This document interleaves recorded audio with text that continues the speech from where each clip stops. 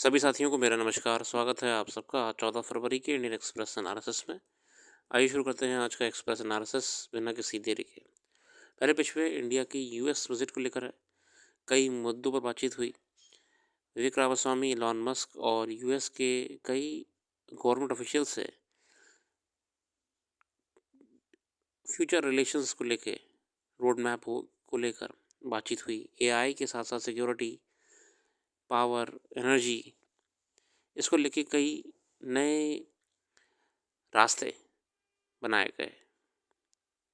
Among the issues discussed were intelligence cooperation in counterterrorism, cybersecurity, defense technology and security, cooperation in AI, semiconductors, space.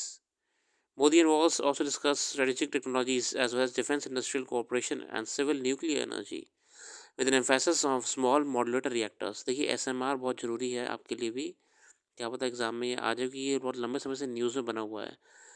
SMR का मतलब होता है small modulator reactors.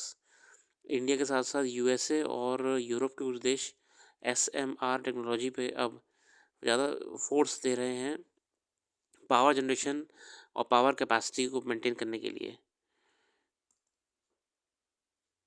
आगे देखते हैं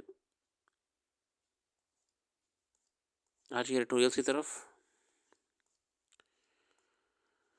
tango with Paris. In an increasingly unpredictable global climate, India-France ties signal stability. Both countries must maintain momentum. Talks between Prime Minister Modi and French President Macron held this week on sidelines of the multilateral AI Action Summit in Paris, co-chaired by two leaders, signal significant progress made in key areas. These include nuclear energy. हमने इस बार जो AI Action Summit participate करा था France में, उसमें nuclear energy पे बातचीत हुई है भारत और फ्रांस के बीच में। Defence cooperation, joint projects in third countries, nuclear collaboration has emerged as a cornerstone for Indian-African ties, Indian-France ties.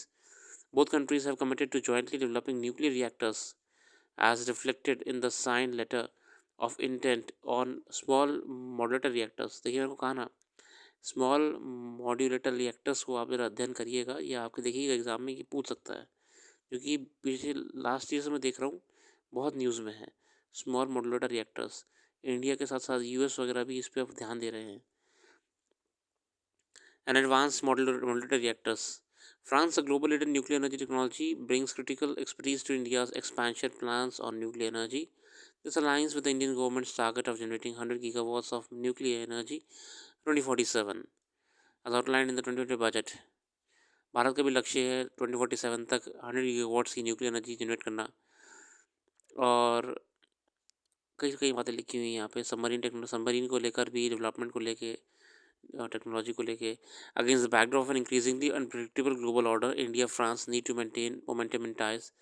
Trump has done little to assuage fears around his announcements and promises, most recently with respect to Ukraine and Europe's security following his conversation with Russian President Vladimir Putin amid uncertainty. देखिए हम जानते हैं इस समय Europe भी बहुत uncertain time से गुजर रहा है अपने आप में, विशेषकर रशिया यूक्रेन वॉर को लेके। The acquisition of 36 Rafale fighter jets from France in 2016 further cemented military ties, while joint naval exercise in the Indo-Pacific, as Varuna, underscored a shared commitment to maritime security. और जो Varuna defence exercise होती है, ये आप लोग को पता होगा कि इंडिया फ्रांस के बीच में होती है।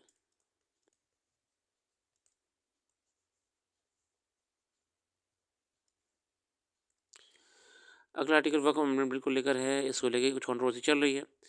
Even though unresolved issues persisted around management and governance of Waqf properties after the Waqf Act 1995, the Waqf Amendment Bill came under cloud because it was seen to be formulated without consultation with stakeholders, including especially the All India Muslim Personal Law Board. Decision to refer the bill to Joint Committee of Parliament was therefore welcome. It was hoped that this would ensure a diversity of voices and inputs.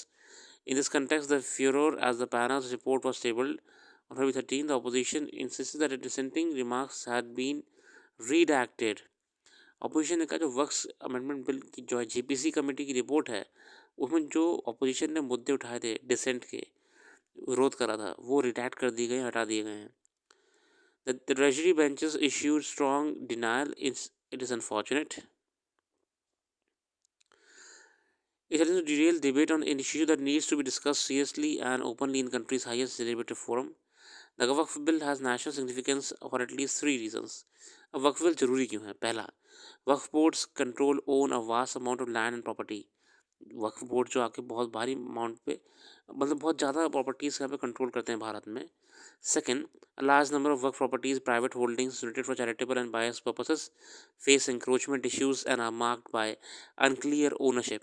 और उनमें से कुछ property जो disputed भी हैं. Finally, and perhaps more significantly, many of proposed amendments, such as allowing non-Muslim members on Waqf board, making the executive the final arbiter in case of properties disputed by the government, and giving the power to center to order an audit of any Waqf at any time, have stroked apprehensions. और जो आखिरी इसमें एक controversy रहने वाली है कि एक तो सेंट्रल गवर्नमेंट की पावर बढ़ा दी है वक्फ के एक तरीके से ऑडिट के लिए, और गवर्नमेंट जब भी चाहे ऑडिट कर सकती है वक्फ प्रॉपर्टीज़ का किसी भी समय। एग्जीक्यूटिव पावर्स यहाँ बढ़ा दी गई हैं, तो ये कहीं ना कहीं इसका विरोध करा है ऑपोजिशन पार्टीज़ ने। The way forward is to balance the need for reform with respect for minority rights. Questions of eminent domain over religious charitable properties cannot be resolved if the process by which the law is passed is opaque. Given the disputes around Muslim places of worship and sometimes disturbing rhetoric on minority issues from people associated with the ruling party, the fear of unilateral change in character of religious properties must be addressed. और बात ये निकल के आ रही है कि political analyst की तरफ से भी कि ये बहुत सेंसिटिव मैटर है, तो यहाँ पे हमें जॉइंटली कोलैबोरेशन करना था, एक दूसरे के साथ बातचीत करनी थी, इसीलिए जॉइंट पार्लियामेंट्री कमेटी भी बनाई गई थी।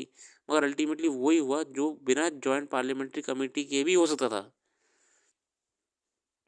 मतलब एक तरफा बिल को पास कराना।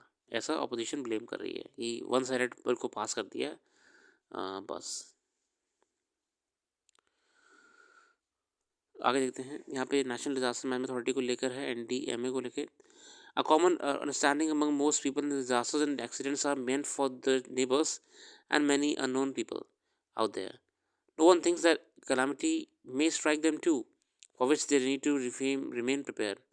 Climate change has enhanced the frequency of disasters, and among them, a silent killer is the heat wave. जानते हैं कि डिजास्टर्स कैलामिटी कभी भी किसी को भी आ सकती है, तो हर कोई उससे एक तरीके से प्रोन है। अब इसके अलावा एक बड़ा डिजास्टर अपने आप में है, वो हीट वेव है। समर्स आने वाले हैं। India is experiencing more frequent, prolonged, and severe heat waves. These extreme temperatures pose significant risk to public health, infrastructure, and livelihoods, especially in vulnerable regions. The NDMA, which manages public policy in disasters, has classified heat waves as a serious hazard.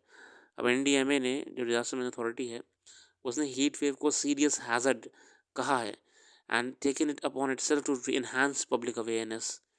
The Paris Summit goal of keeping global temperatures rise below 2 per degree centigrade above pre-industrial levels is now almost impossible to achieve, according to analysis by James Hansen of the Columbia's Climate School. देखिए, Paris climate तो हम जानते हैं कि बीते लंबे समय से एक तरीके से मजाक ही बन के रह गया है। किसी भी देश ने कोई भी नियम यहाँ पे इम्प्लीमेंट करना चाहा नहीं। US उससे पहले ही पीछे हट चुका है। US के पीछे हटने के बाद से और जो छोटे मोटे देश हैं वो लोग भी पीछे हटना शुरू हो गए हैं। पेरिस क्लाइमेट समिट अपने आप में जो टारगेट अचीव करने की बात करी जा रही थी तो बहुत दूर हैं, एक कंसेंसस नहीं बन पाया है। इसकी वजह से जो समस्या आगे भी हमें क्लाइमेट चेंज की देखने को पड़ सकती है, विशेषकर एशिया में या भारत में, वो बढ़ता हीट वेव्स। क्योंकि अभी टेम्परेचर जब मात्र 1 डिग्री सेल्सियस ही बढ़ा है या 1.5 डिग्री सेल्सियस का अगर थ्रेशोल्ड अचीव हो गया तो हीट वेव्स को आप बिल्कुल भी कम नहीं कर पाएंगे। The impact of these extreme weather events is multifaceted, affecting public health, agriculture, energy supply, and overall economic stability. 90% of Indians are vulnerable to heat-related health issues. और ये हम जानते भी हैं कि देखिए हीट वेव से बहुत समस्याएं होती है, गर्मी में तबीयत खराब हो जाती है, हेल्थ इश्यूज बढ़ जाते हैं। Elevated temperatures accelerate evaporation and increase water demand. पानी को समस्या हो जाती है, पानी ज़्यादा evaporation होने की वजह से सप्लाई भी कहीं ना कहीं हिंडर होती है। Heat waves can significantly affect the power industry in India in several ways, including increased demand, cooling needs. अब इससे कहीं ना कहीं हमें एक क्षेत्र को वह बढ़ता हुआ दिखेगा इकोनॉमी में, वो है AC refrigeration system market. Cooling needs, air conditioner and other cooling systems during the heat waves lead to surge in demand, और उनकी सेल बढ़ जाती है, डिमांड बढ़ जाती है, और अल्टीमेटली वो जो अपने आप में और पॉल्यूशन कंट्रीब्यूट करते हैं. 70% of power in India is produced by the thermal power plants, which rely on water for cooling. High temperatures can reduce the efficiency and increase the risk of overheating. The NDMA, under the chairmanship of Prime Minister Modi, has played an active role in helping states, districts, and cities develop heat action plans. Heat action plans की ज़रूरत है. It has been organizing national workshops on the preparation and implementation of heat action plans. Every year it has been taking several initiatives to mitigate the effects of heat waves. और NDMA ने भी कई प्रयास करे हैं heat action plans को implement करने के लिए. Public awareness programme have been launch to educate people on heat wave risks, particularly health related issues.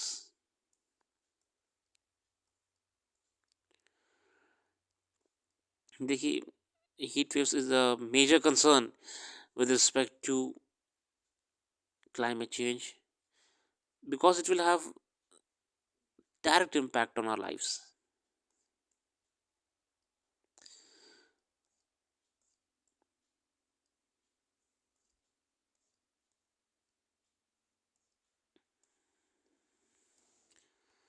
यहाँ पे कवरेज है एक्सप्लेन पेज में यूएस विजिट की मोदी साहब की. Blair House, where PM Modi is staying during the Washington visit, a DC landmark located in 61 Pennsylvania Avenue, right across White House.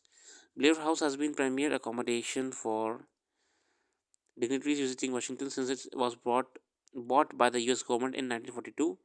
The president's guest house spans 70,000 square feet, functioning almost as an extension of White House, with 4 connected townhouses featuring 109 rooms.